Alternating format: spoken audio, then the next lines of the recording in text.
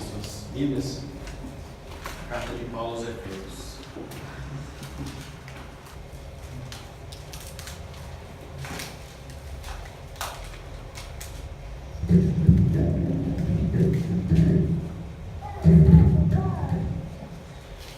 Efésios capítulo 4. O texto que você exposto é o capítulo 4, versículo 1 ao versículo 6.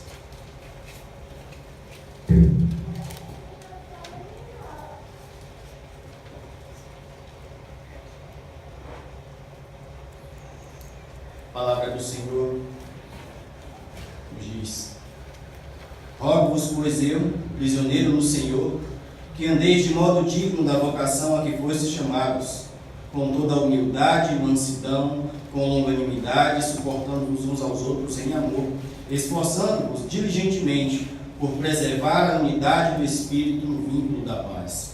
Há somente um corpo e um Espírito, como também fostes chamados numa só esperança da vossa vocação. Há um só Senhor, uma só fé, um só batismo, um só Deus e Pai de todos, o qual é sobre todos, age por meio de todos e está em todos. Amém. Oremos mais uma vez. Senhor, nós nos colocamos diante da Tua presença, Pai, para pedir, ó Deus, a instrução da Tua palavra. Rogar ao Senhor que fale aos nossos corações, de modo, ó Deus, que a Tua palavra venha a nos afetar, a que mudemos os nossos comportamentos, se for necessário, a que nos arrependamos de pecados, a que busquemos, ó Deus, viver uma vida de modo que agrade ao Senhor. Nós pedimos tudo isso, ó Deus, porque nós reconhecemos que somos falhos, reconhecemos que somos pecadores. Somos pecadores, mas não como o ímpio, Pai. Porque o Senhor nos libertou da escravidão do pecado em Cristo Jesus. O Senhor nos deu uma nova vida. E o Senhor nos reveste de novo homem em Cristo Jesus. Mas ainda assim, Senhor, lutamos para viver uma vida que realmente agrade ao Senhor. E o que nós pedimos, ó Deus, é que através da certeza da Tua palavra, tenhamos plena confiança de que o Senhor está conosco, de que o Senhor nunca nos abandonará, e que caminharemos, ó Deus, a carreira cristã.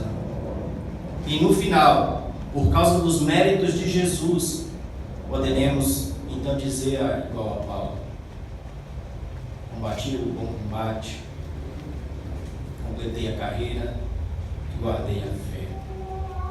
E a coroa de fato estava guardada para Paulo, o qual tinha tanta certeza, ele ainda assim entendia que essa coroa está guardada para todos aqueles que creem em Jesus Cristo, que amam a sua vida e que vivem para Ele. Ó Deus, e a partir do ensino da Tua palavra, que possamos, ó Deus, então, caminhar, combater e guardar esta fé, para louvor e honra do Teu nome, Pai. Abençoa a Tua igreja, Deus, que o Teu Santo Espírito, que habita em cada coração, nos traga a iluminação do texto sagrado, Deus, para que o Teu povo veja como o Senhor é grande, como o Senhor é maravilhoso.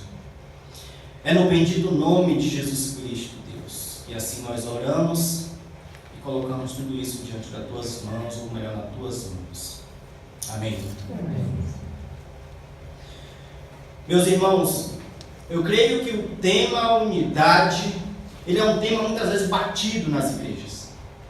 Quantas vezes as igrejas promovem eventos, conversam entre si, os seus membros, procuram de alguma forma atingir o objetivo que tanto é colocado por eles mesmos. Devemos ser unidos. Devemos ser uma igreja unida.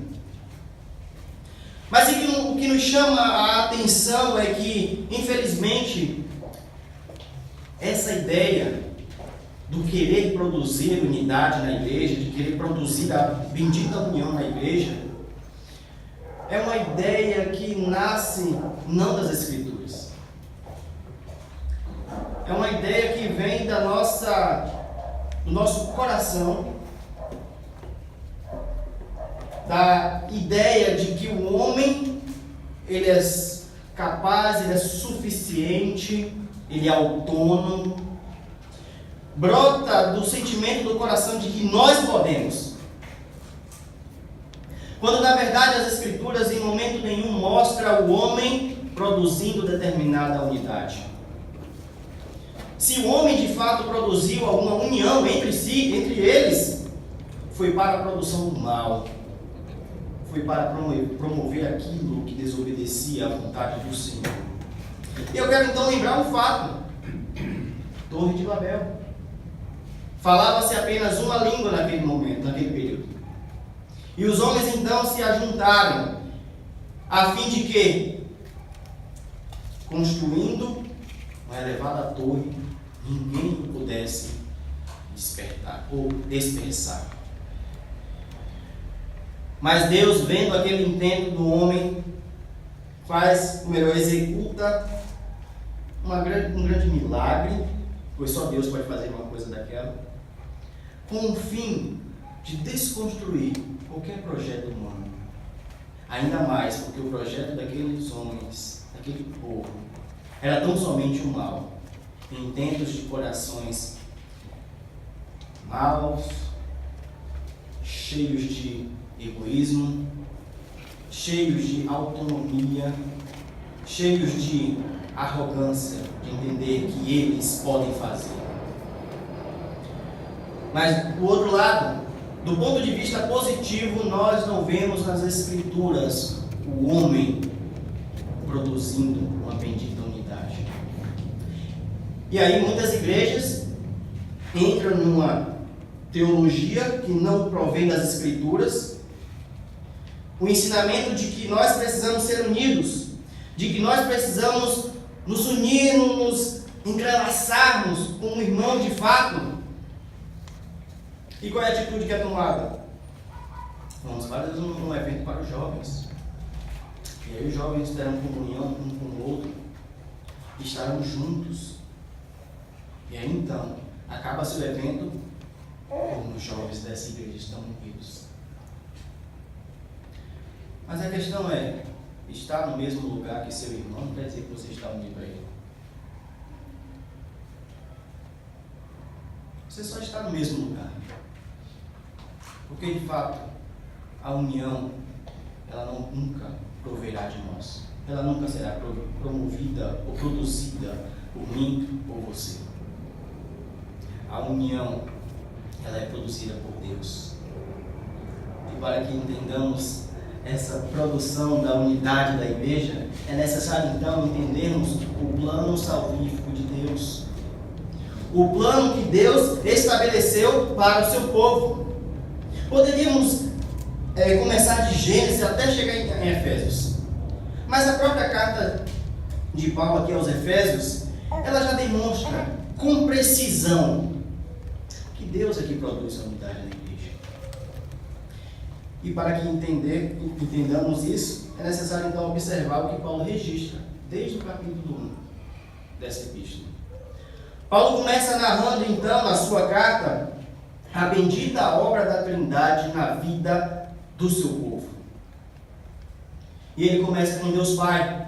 O Deus Pai, o bendito Deus e Pai do nosso Senhor Jesus Cristo, é aquele que na eternidade, antes que houvesse mundo, antes que houvesse eu e você, ele já planejou a escolha daqueles que seriam dele.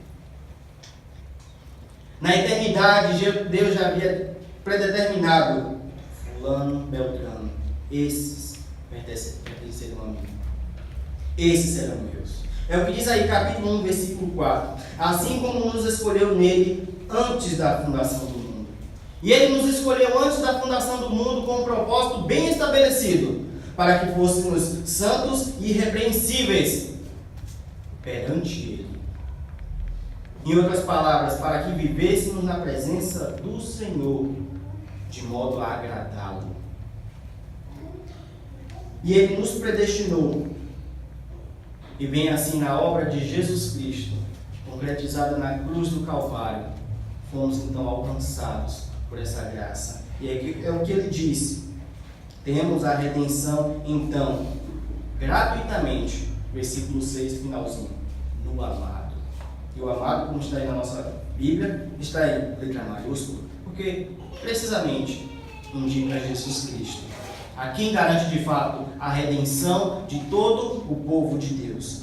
E ele vai continuar dizendo que ele nos concedeu gratuitamente no amado, no qual temos a redenção pelo sangue e remissão dos pecados, segundo a riqueza da sua graça. Mas não apenas foi o Deus Pai e o Deus Filho, mas o Deus Espírito Santo também tem um papel fundamental na obra de salvação do seu povo.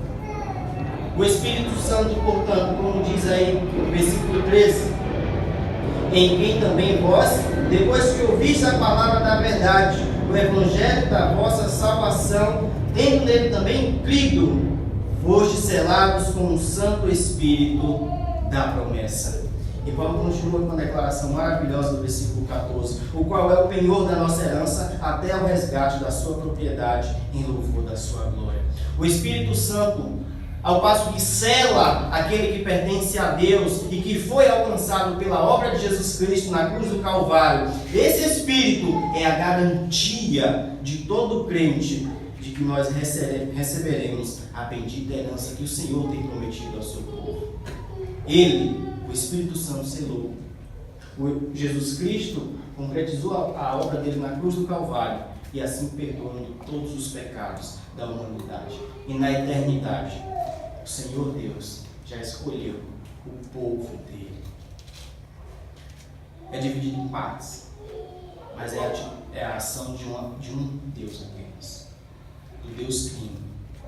E Paulo escreve isso aos Efésios para que eles tivessem consciência, para que eles soubessem do que Deus fez por eles. Tudo isso foi para vocês, Efésios. E ele nos concede também, continuando ainda, versículo 17, o Senhor nos concede o espírito de sabedoria e de revelação no pleno conhecimento dele, de Jesus Cristo, para que iluminando os olhos do vosso coração, para saberes qual é a esperança do seu chamamento, qual a riqueza da glória da sua herança nos santos. E ele continua, e qual a suprema grandeza do seu poder, para com os que cremos, segundo a eficácia da força do seu poder, o qual exerceu ele em Cristo. Caminhando na obra da salvação, na obra trina de um Deus que salvou um povo exclusivo para ele. Essa é a atitude, ou melhor, esse é o objetivo, para que tenhamos de fato espírito de sabedoria e revelação do pleno conhecimento de Jesus Cristo. E aqui ele vai continuar, depois, o final do versículo, ou melhor, o final do capítulo, versículo 22 e 23 diz: e pôs todas as coisas debaixo dos pés, para ser cabeça sobre todas as coisas, o deu à igreja, a qual é o seu corpo, a plenitude daquele que a tudo enche em todas as coisas. Jesus Cristo é de fato quem enche todas as coisas, que é a cabeça da igreja, e nós somos o corpo. E aqui de fato é uma descrição geral, onde abrange todo o processo de salvação. Mas no capítulo 2, Paulo vai descrever o estado do homem, como ele estava, como era a realidade dele. O homem vivia sem Deus. O homem estava morto. Morto em quê? Os seus delitos e pecados. Uma vez que o homem estava morto, ele não poderia fazer nada. Nenhuma ação em direção a Deus. Porque ele estava morto. Mas só que Deus, ele é rico em misericórdia. E ele é rico em amor. E ele amou o seu povo. Ele amou de fato o seu povo. E provou isso através de Jesus Cristo na cruz do Calvário. Para que então nós fôssemos alcançados pela sua graça, recebendo assim o dom da fé. Para que então crescemos em Jesus Cristo, o nosso bendito Salvador. E uma vez que nós fomos alcançados, recebemos agora a vida, para ser mais preciso, recriados em Cristo Jesus. para que agora caminhássemos corretamente, ou seja, caminhássemos nas boas obras que o próprio Deus estabeleceu, para que andássemos nela. Porque é isso, de fato, que Deus fez na sua igreja. Então ele continua no desenrolar da sua carta apontando para os gentios. A igreja, de fato, Éfeso, era composta, na sua grande maioria, de gentios, mas também tinha alguns judeus ali, presentes naquela igreja. Então ele olha e diz, olha, versículo 11 do capítulo 2: lembrai-vos de que outrora, vós gentios da carne, chamados incircuncisão, por aqueles que se intitulam circuncisos na carne, por mãos humanas, naquele tempo estavais sem Cristo,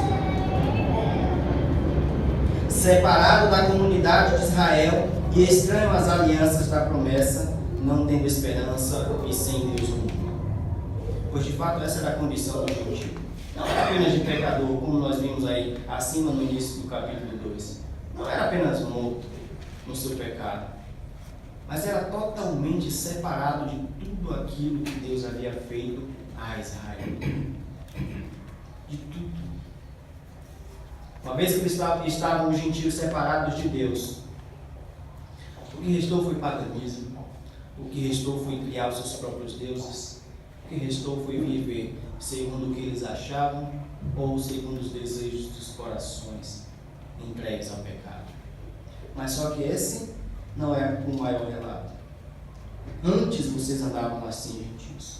Mas agora, é o que o texto diz, mas agora, em Cristo Jesus, vós que antes estáveis longe, fostes aproximados pelo sangue de Cristo. E o versículo 14 é um versículo especial para nós. Porque Ele é a nossa paz, o qual de ambos fez um, que estava no meio, ou melhor, do qual fez um, e tendo derribado a parede da separação que estava no meio, a inimizade. Dessa forma, nós começamos a perceber que, de fato, a produção da unidade, ela é pelo próprio Deus. Quando nós entendemos o processo de salvação que Ele estabeleceu, a princípio, com um povo específico, mas que no desenvolvimento dessa salvação, alcançou aqueles que estavam separados de Deus. E de uma vez agora, não são mais judeus o povo da aliança, mas tanto judeus quanto gentios agora são um povo. Essa é a unidade da igreja. Todos foram alcançados por Jesus Cristo pela obra trina, Deus Pai, Deus Filho e o Deus Espírito Santo. É por isso que as igrejas erram quando se aventuram em querer produzir a unidade, pois não entenderam, talvez, que a igreja já está unida. A igreja já é uma por causa de Jesus Cristo. Dessa forma, se a igreja já é uma, muito se fala ainda de unidade na igreja. A questão é, se nós não produzimos unidade, qual o nosso papel? O nosso papel na igreja, irmãos, não é produção de fato. Não vamos criar unidade, pois ela já está feita. O nosso papel é preservar a unidade deste povo. É a preservação. E é o que eu quero mostrar com os irmãos aí no capítulo 4 do texto que nós exploremos nessa noite. Paulo, ele olha então para os seus destinatários, mostrando essa obra da salvação nos primeiros 2 capítulos, capítulo 3 também. Mas ele olha agora, a partir do capítulo 4, para tratar também de coisas práticas, não só da teologia, da doutrina, mas aplicando essa doutrina à vida do povo de Deus naquela época. E Paulo, com certeza, ele é um homem que tem toda a autoridade para falar o que quiser dentro dos limites da palavra de Deus, com quem quer que seja da sua época. Paulo, portanto, olha para a igreja, mas ele não usa apenas a sua autoridade. Ele usa também do seu apego, do seu amor pela igreja de Cristo. É por isso que ele utiliza então a palavra rogo-vos, que é uma palavra que tem uma dupla intenção. É de uma ordem, de pedir ao mesmo tempo, mas ao mesmo tempo também é um pedido de amor. E por isso Paulo diz, rogo-vos eu. E Paulo, nós sabemos muito bem pela descrição, que ele não estava em um contexto muito favorável, confortável. Era um prisioneiro. Ele estava preso em Roma. Estava ali agora preso. Mas só que a descrição que Paulo faz a respeito de si mesmo e da sua autoridade é que ele estava preso no Senhor. As cadeias poderiam então limitar o seu movimentar, mas de modo nenhum o Evangelho de Cristo. Mas Paulo tinha consciência que ele estava preso, embora na cadeia, mas ele estava preso a Jesus Cristo. E a autoridade de Paulo para falar qualquer coisa nesse sentido é provada em toda a Escritura, principalmente nas suas cartas. Paulo foi um homem que lutou pela igreja de Cristo. Lutou no sentido de pregar o Evangelho, de fazer com que a igreja conhecesse ao Senhor. Em especial aqui quando esteve em Éfeso, lá no livro de Atos, capítulo 20, quando ele está se despedindo dos presbíteros daquela igreja, ele diz o seguinte: portanto eu vos protesto no dia de hoje, que estou limpo do sangue de todos, porque jamais deixei de vos anunciar todo o desígnio de Deus. De fato, este homem era o apóstolo de Cristo, mas o apóstolo que se esforçou para ensinar tudo a respeito de Deus para a sua igreja. E a igreja de Éfeso foi fundada, fruto do trabalho missionário de Paulo. E, portanto, Paulo tem autoridade para falar. E aqueles que talvez olhassem para Paulo e quisessem julgar ele de alguma forma, a resposta de Paulo no final da carta aos Gálatas é magnífica. Pois ele diz, capítulo 6, versículo 17, quanto ao mais, ninguém me moleste, porque trago no corpo as marcas de Cristo Jesus. Este homem tinha toda a autoridade, então, para falar com a igreja. Mas ele fala não só com a sua autoridade, mas ele fala com amor. E roga, então, à igreja, para que assim caminhassem com o fim de preservar a unidade da igreja. E a pergunta é, como nós devemos, então, preservar a unidade da igreja? Paulo, então, instrui a igreja: rogo-vos, pois, eu, prisioneiro no Senhor, que andeis de modo digno da vocação a que fostes chamados. Primeira indicação para a preservação da igreja, a primeira atitude que devemos ter é simples. Igreja, viva de acordo com o que Cristo chamou você para viver. E muitas vezes aí entramos no grande problema. Estamos perdidos, procurando o que fazer. E eu digo muito isso porque eu ouvi, vezes ou outra, não nesse contexto. Nós devemos de fato produzir, fazer os adultos jovens serem mais unidos. E o tema desse acampamento vai ser unidade.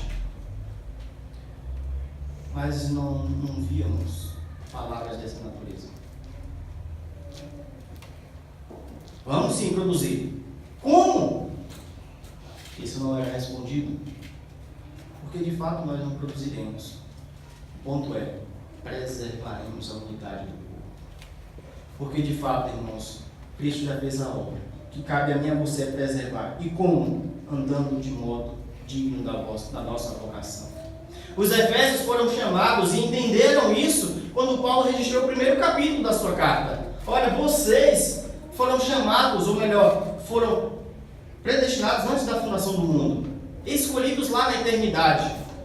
Jesus Cristo concretizou essa obra e vocês hoje são selados pelo Espírito.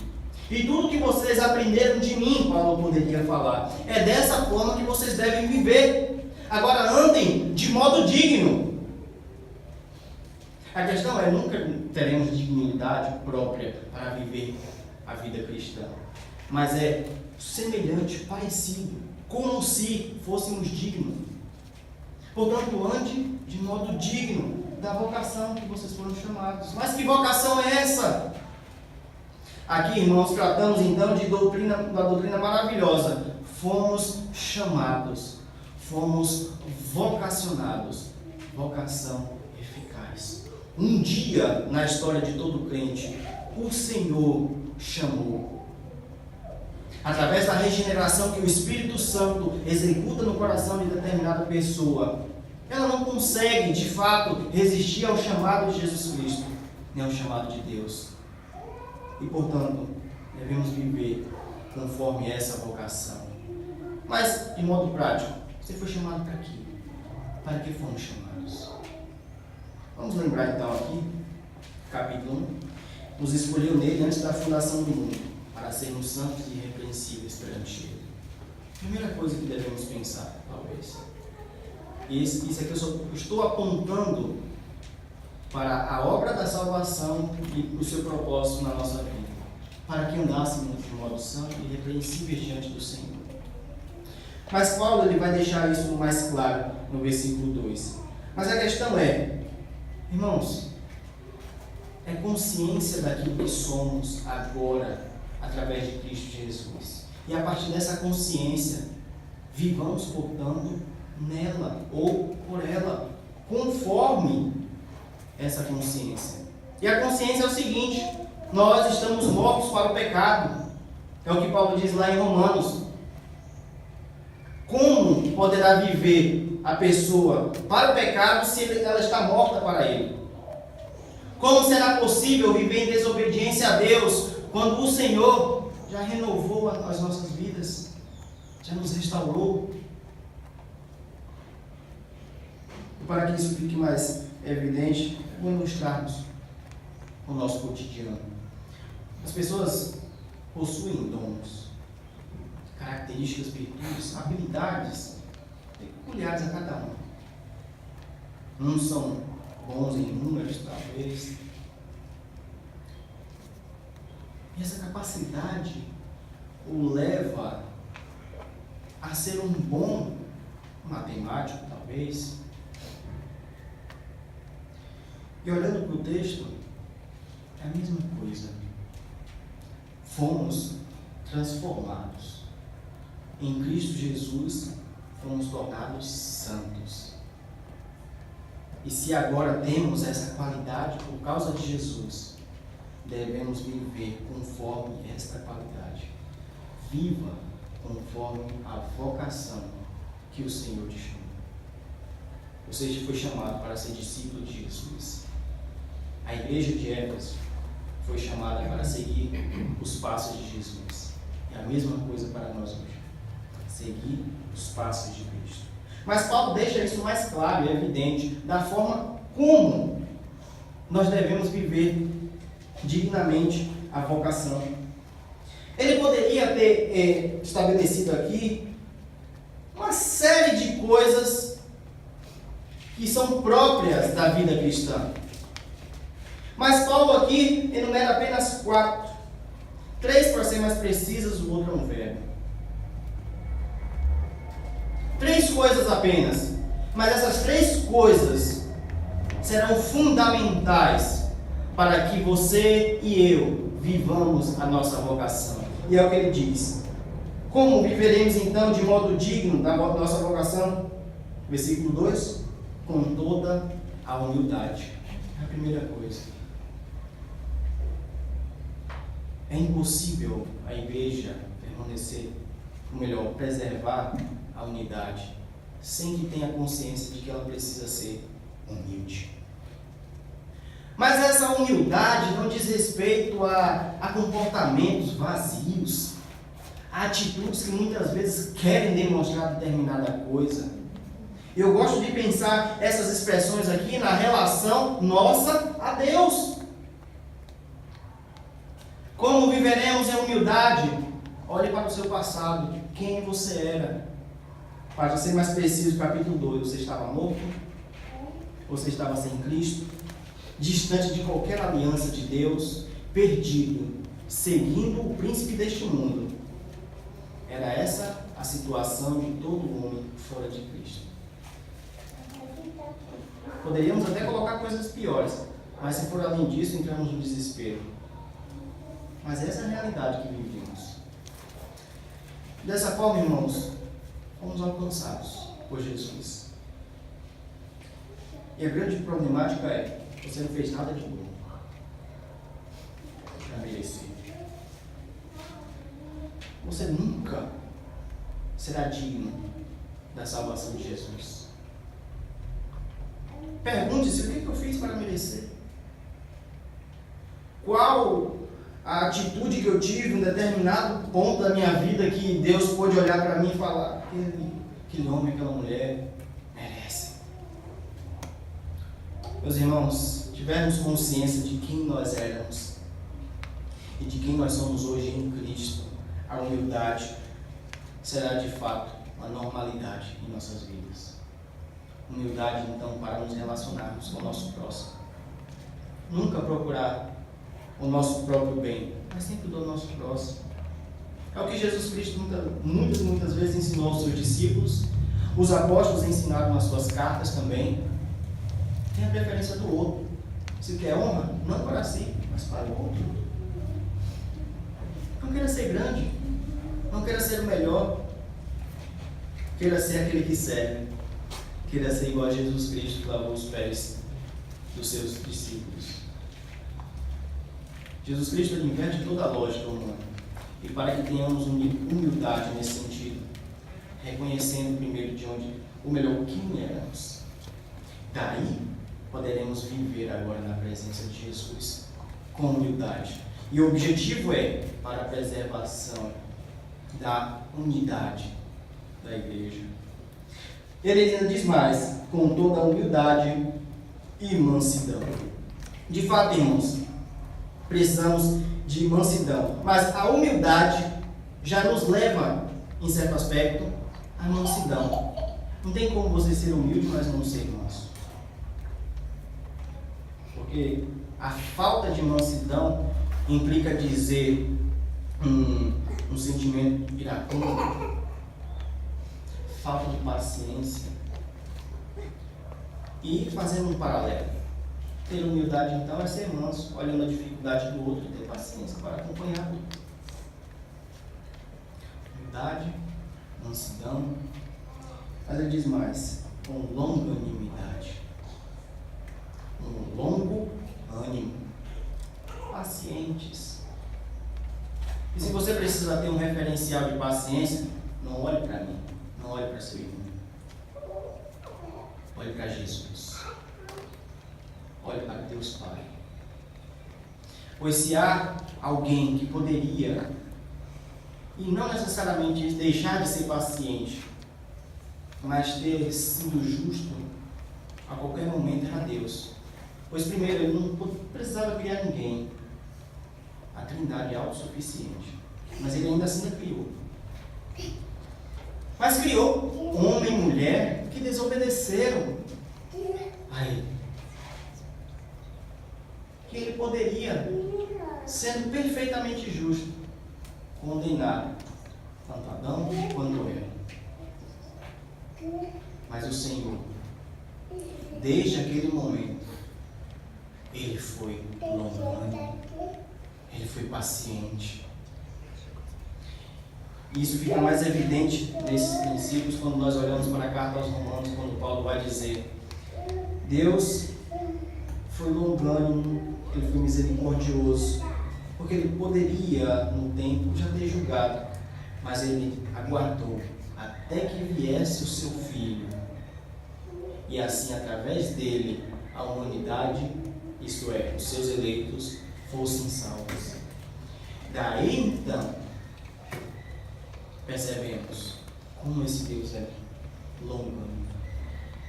Da mesma forma, devemos ser um para com o outro. Por que, meus irmãos? Vamos virar tudo ao contrário agora. Observem um contexto em um grupo onde todos querem ser um maior do que o outro. Onde não existe mansidão, só existe gritaria, só existe ego transbordante. Onde ninguém é paciente com o outro. E a verdade é, não somos perfeitos. Não seremos perfeitamente humildes, nem mansos, nem tampouco longânimos. Essa é uma realidade que precisamos ter consciência. Ter consciência das nossas debilidades e de que, vez ou outra, podemos falhar. Mas acima de tudo, meus irmãos, acima de tudo, devemos buscar ser humildes, mansos e longânimos. Mas ele ainda acrescenta uma questão, um ponto, para a preservação da unidade da igreja, que abarca todos os três: suportar o outro. Essa muitas vezes é uma ideia praticada de forma incorreta. Suportar aqui tem lógico, é positivíssimo. Mas muitas vezes usamos o suportar no sentido: eu suporto fulano. É com sarcasmo. É com ironia. É o suportar que não suporta nada. É o aguentar que não está aguentando nada. No primeiro momento foge, sai. E o texto sagrado diz que nós devemos suportar uns aos outros. Meus irmãos, eu sou pecador. Nós somos pecadores. E precisamos nos suportar nas nossas falhas. Precisamos. Mas o que é mais relevante ainda é a qualificação que ele dá a todas essas virtudes que devemos desenvolver na igreja. É que devemos ser humildes, mansos, ser longânimos e suportar uns aos outros em amor. E o amor, de fato, é uma virtude, uma qualidade que é tratada em quase todo o Novo Testamento. De modo que é necessário que entendamos este amor. E eu quero tratar aqui este amor de dois aspectos. Primeiro, entendendo aquilo que o amor é e aquilo que o amor não é. Vamos lá, 1 Coríntios 13.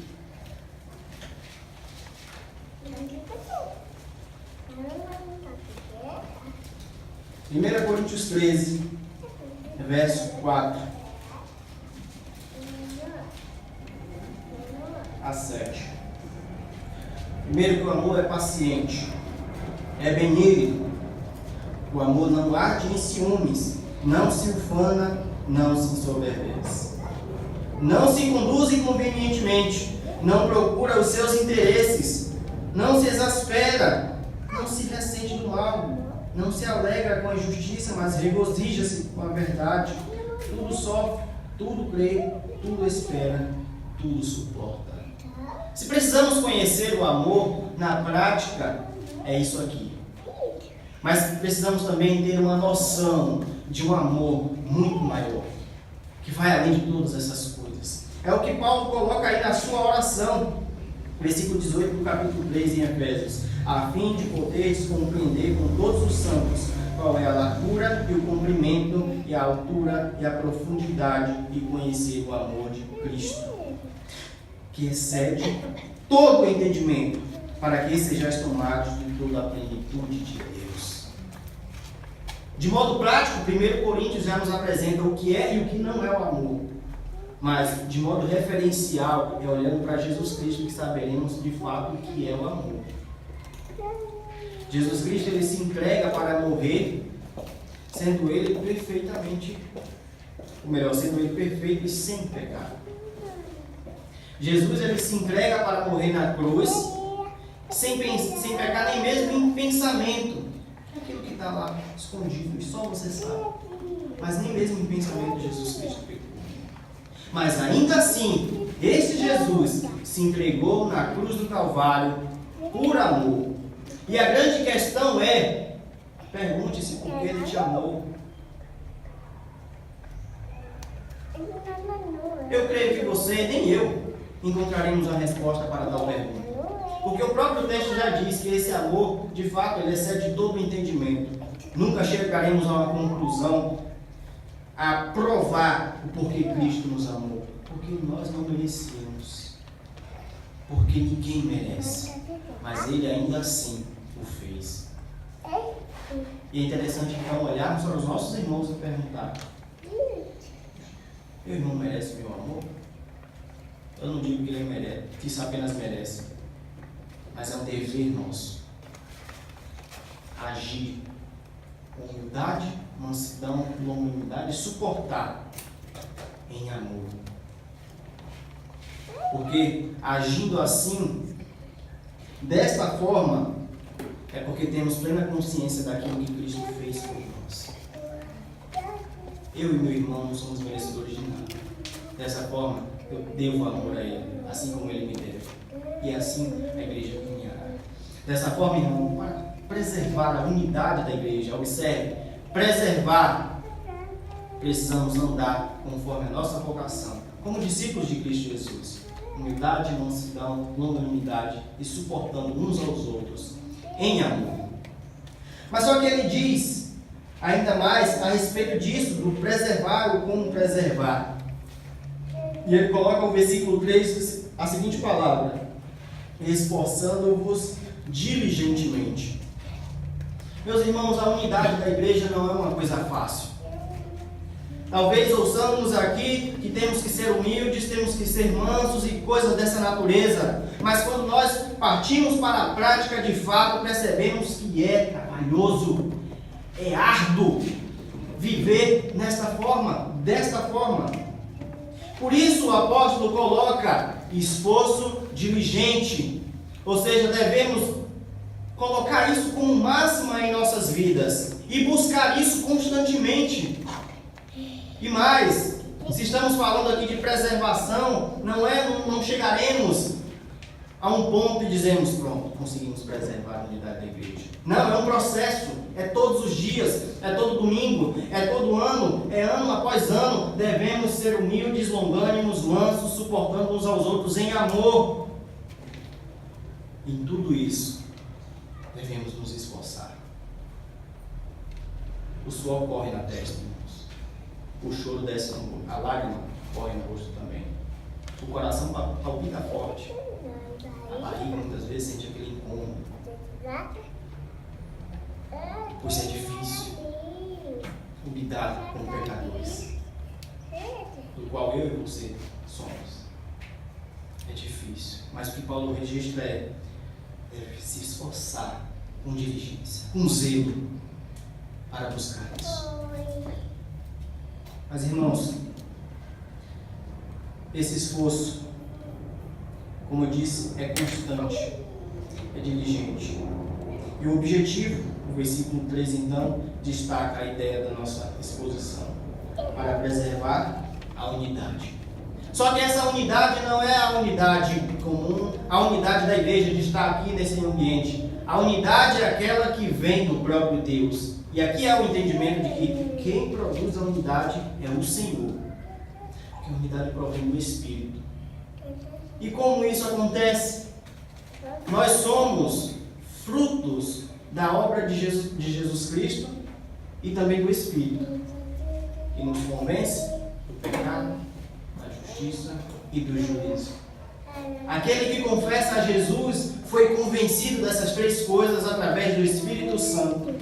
E uma vez que o Espírito Santo nos convence disso, vai unindo Alex pecador, Andressa pecadora, Rogério pecador, e vai tornando um povo só.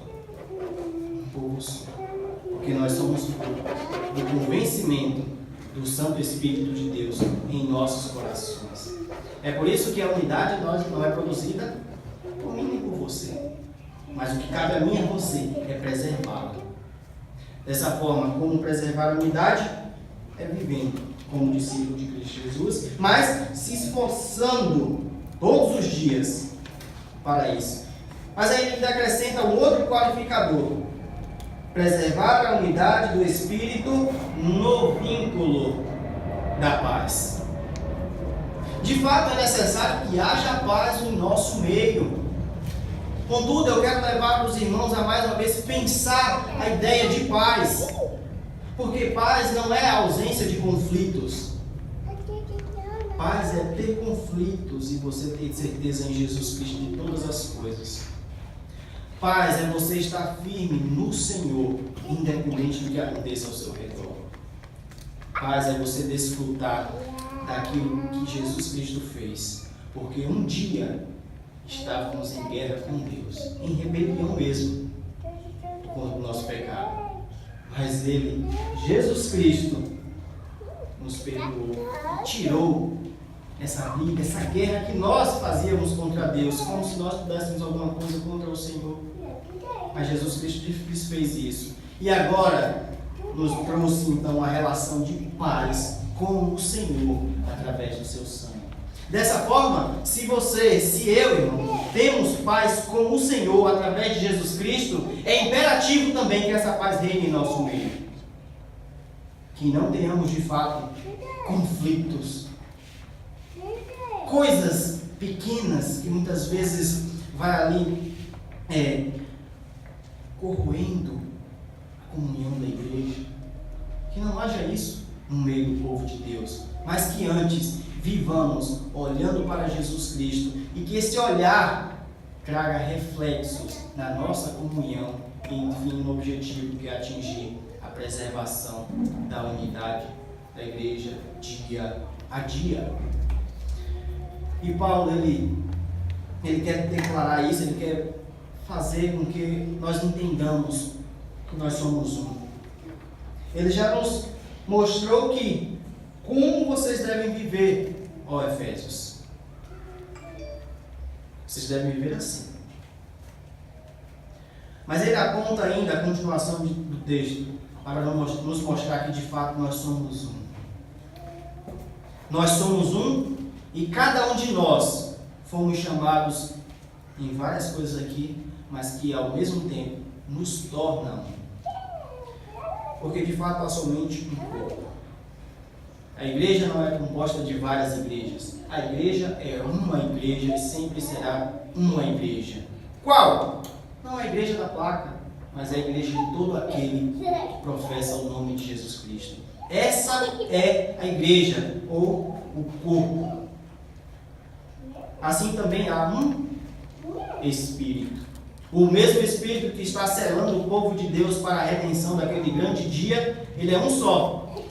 E a obra que ele está fazendo nos corações é uma só. Um só Espírito. E nós fomos chamados em uma só esperança da nossa vocação. Agora observe o contexto. Se muitas vezes olhamos e percebemos problemas na igreja, dificuldades em preservar a unidade, imagine o contexto de uma igreja onde havia judeus e gentios. Judeus que vêm de um contexto cultural totalmente diferente dos gentios, que eram, por sua vez, liberais. O que dava na cabeça para fazer, eles fariam. Eles iam para os templos pagãos para cometer ali pecados.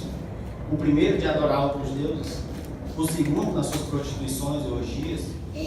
Viviam conforme as suas leis, sem amor ao próximo, sem amor a Deus, sem conhecer a Deus. Judeus, por sua vez, só existe um Deus.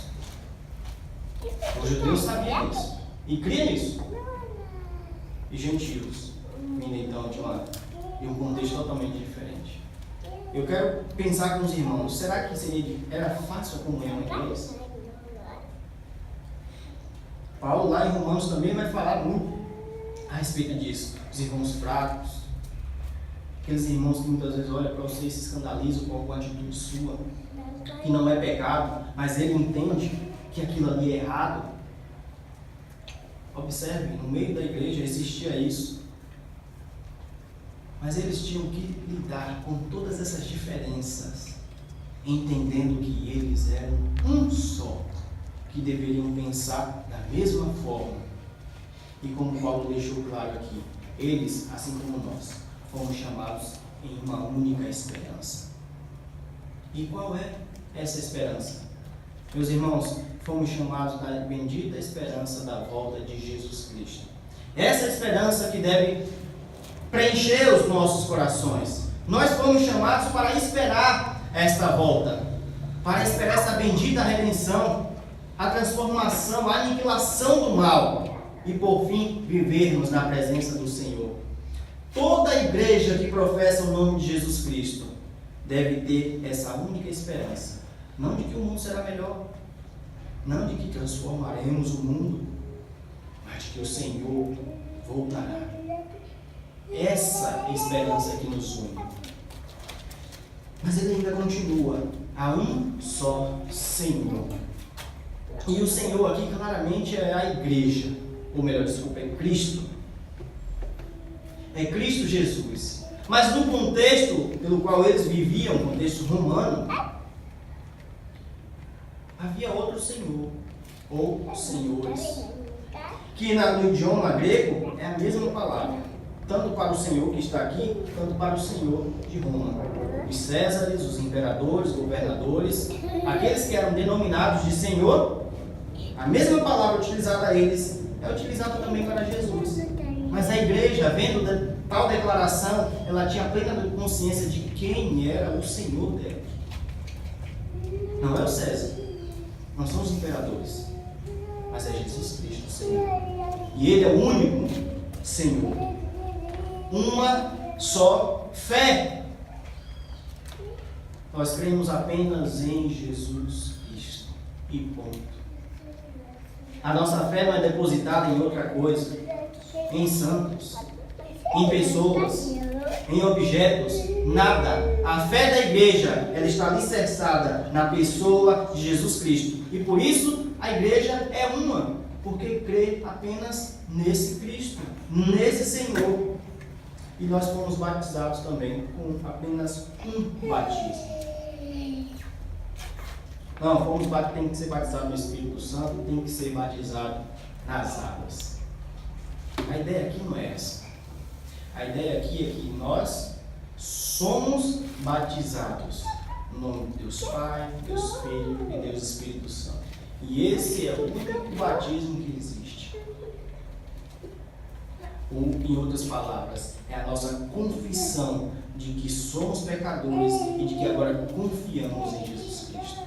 Esse é o único batismo que une a igreja. E o versículo 6, Paulo fecha aqui de modo magistral. Um só Deus e Pai de todos. Porque de fato existe apenas um Deus. Mas só que esse Deus é o Deus que está sobre todos. Não existe outro Deus acima da igreja. Não existe outro Deus que tenha autoridade sobre a igreja, senão o Deus e Pai. Ele tem toda a autoridade, pois ele está sobre a igreja. Mas ainda assim, ele é o agente, pois ele age por meio de todos. Isto é, por meio de nós. O mesmo Deus que está sobre nós, é o mesmo Deus que está agindo sobre nós. E mais, age por meio de todos e está em todos. Para então fechar a unidade da igreja. É esse único Deus que está presente no coração da sua igreja.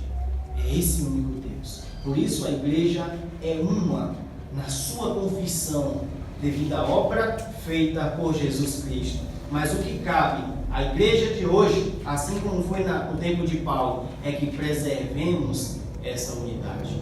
E aqui nós vimos o como deve ser preservada a unidade. Eu quero trazer algumas aplicações para o nosso dia a dia. Meus irmãos, seja no trabalho, na escola, qualquer lugar onde vocês estiverem, tenham consciência de quem são. Pois vocês não precisam estar no contexto da igreja para que demonstremos essa unidade da confissão comum aqui. Mas uma vez que você está no seu trabalho, sua escola, universidade, qualquer coisa do tipo, viva de modo a honrar a vocação que você foi chamado. Porque uma vez que nós deixamos a desejar na nossa vida cristã, isso implica dizer que você é diferente daquele crente. Isso implica dizer que você é uma de uma igreja diferente. É as pessoas olharem para você e falar: eu queria que você é de que igreja, porque fulano é de determinada igreja e não faz isso. Perceba como o nosso comportamento influencia no que diz respeito à preservação da unidade da igreja e a consciência de quem somos, lavados e remidos em Jesus Cristo, vai nos moldar, portanto, para que onde quer que estejamos, testemunhemos essa obra de Jesus e assim nos tornemos comum no sentido de nós somos crentes, assim como todos os outros. Professamos a Jesus Cristo e vivemos na presença de Jesus Cristo. Mas isso é através da consciência de quem nós somos. Somos discípulos de Jesus. E assim nós devemos viver, de modo digno desta vocação. Meus irmãos, as qualidades as virtudes que Paulo descreve aqui, são virtudes que vemos em pessoas umas, não vemos em outras. Mas a questão não é o identificar isso em fulano ou ciclano. Mas a questão é se esforçar para viver assim. Porque, como Paulo vai dizer aí no final do capítulo 4, que aquele que roubava, não roube mais. Aquela pessoa que roubava tinha determinado vício ou um comportamento estranho, pecaminoso. E, por tabela, fazendo uma comparação, na verdade, muitas vezes as pessoas são regeneradas em Cristo de fato, mas ainda nós não percebemos algumas coisas. Mas o foco não é esse. O foco não é identificar. O foco é olhar para aquela pessoa e amá-la e ter plena certeza de que ela faz parte do mesmo corpo que você. E a minha atitude deve ser suportar esta pessoa. Porque reconhecemos que somos pecadores sim, mas o que cabe a nós é lutar contra o pecado, é mortificá-lo dia a dia em nosso viver. Observando principalmente o fato de que isso, preservação da unidade da igreja, é fruto do esforço constante, meu e seu. Mas eu quero tomar o último versículo para fazer essa última aplicação. Meus irmãos, se nós temos plena consciência que a Trindade que está agindo na igreja, e se é o Deus e Pai de todos que está sobre e que está agindo na igreja, isso deve provocar dois sentimentos em nossos corações. Primeiro, o de temor.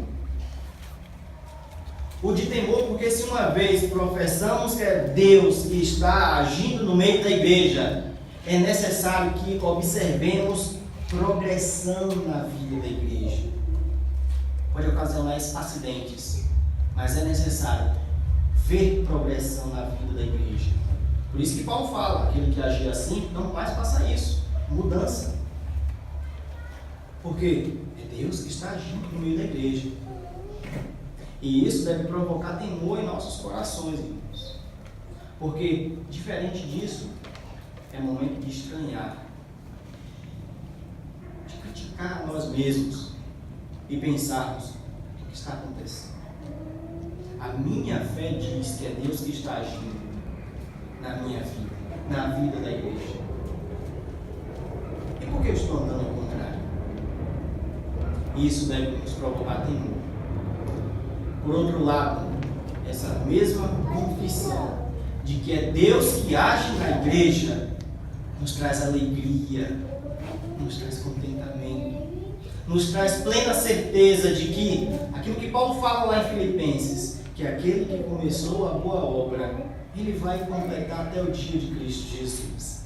Essa alegria dos nossos corações. Ele mesmo produziu essa unidade e fez agora um povo que professa a Jesus Cristo como Senhor desta igreja. E Ele mesmo, o Deus Pai, está agindo para que esta igreja chegue naquele grande dia. E nós chegaremos diante do Senhor, não com os nossos méritos, mas com os méritos de Jesus Cristo. Chegaremos lá com a obra de Cristo em nosso coração, com o sangue dele aspergido em nossa vida, em nosso corpo. E essa será a prova cabal de que a boa obra que Deus começou se concretizou na vida minha e sua. E assim, essa palavra possa nos instruir e possa alimentar a nossa esperança de não perdermos as forças, de não nos cansarmos na caminhada, mas lembrar que existe um trabalho muito grande para a igreja, confiado a mim e você, e que ele deve ser executado, mas que a plena certeza da unidade da igreja também traga alegria. Pois, irmãos, ao olhar cada um a si, ao contemplarmos a igreja aqui, a alegria é poder dizer: aqui estão aqueles que foram alcançados por Jesus, e tão somente por Jesus, e Ele é o Senhor da vida de cada um aqui, e isso nos une, isso nos torna um, e assim então vivamos, irmãos, não para produzir a unidade, mas para a preservação dessa bendita unidade concebida em Jesus Cristo. Amém.